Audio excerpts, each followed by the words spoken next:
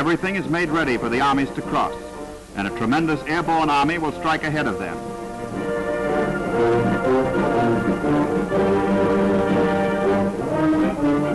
Into their gliders they load jeeps and guns, field pieces and munitions, full regiments of equipment, for the airborne army may have to be self-sufficient for days until it is relieved.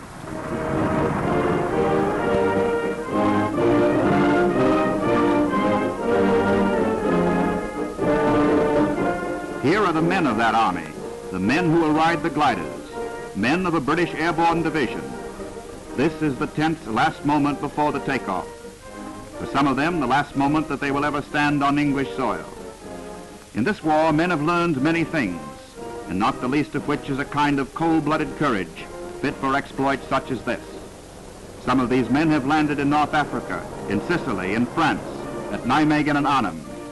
Now they will land on the far side of the Rhine.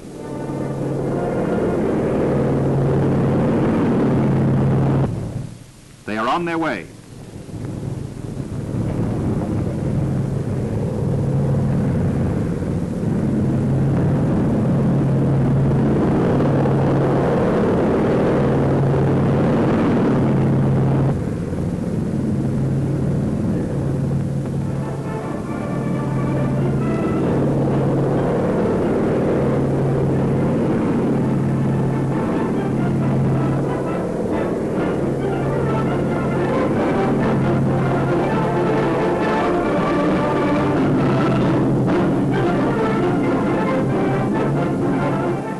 Last sight of England,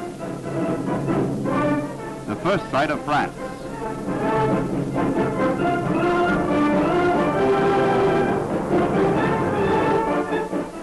Paratroops. These are Americans on an airstrip somewhere in France. They too are going in on the great operation. The scale of this undertaking staggers the imagination, and yet all of it moves like some gigantic clockwork. Everything in its place at its proper time. But one plane cannot make it with its tremendous load.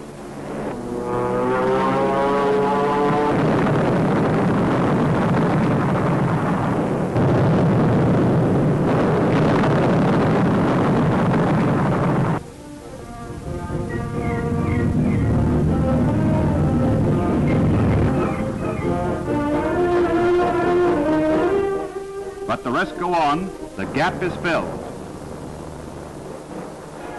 They fly through the smoke of the still burning wreck. Over and over again, the planes go out.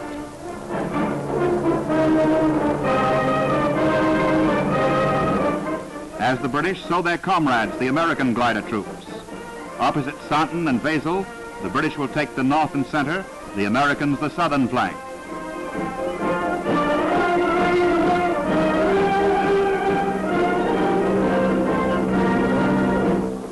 Here, for the first time in a combat operation, the experiment is being made of each plane towing not one, but two gliders.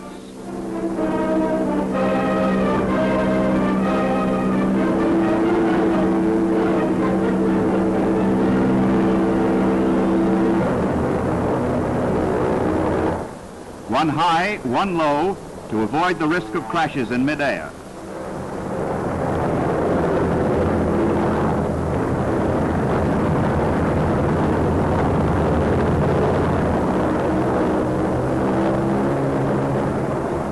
In the paratroop planes, the men are waiting for the jump.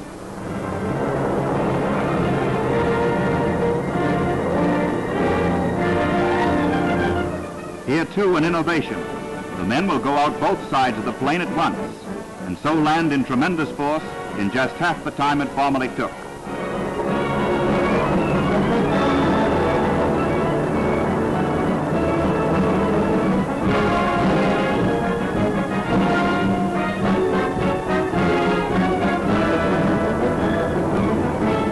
In the tow planes, the pilots pull at the release catches, and the gliders slide free. Down goes the artillery, down goes the transport, down goes the munition of this airborne army.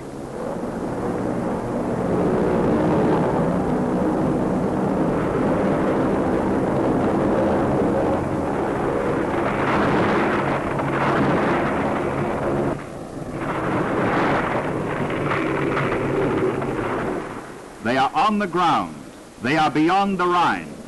With one terrific blow, they have begun the last great battle in the West.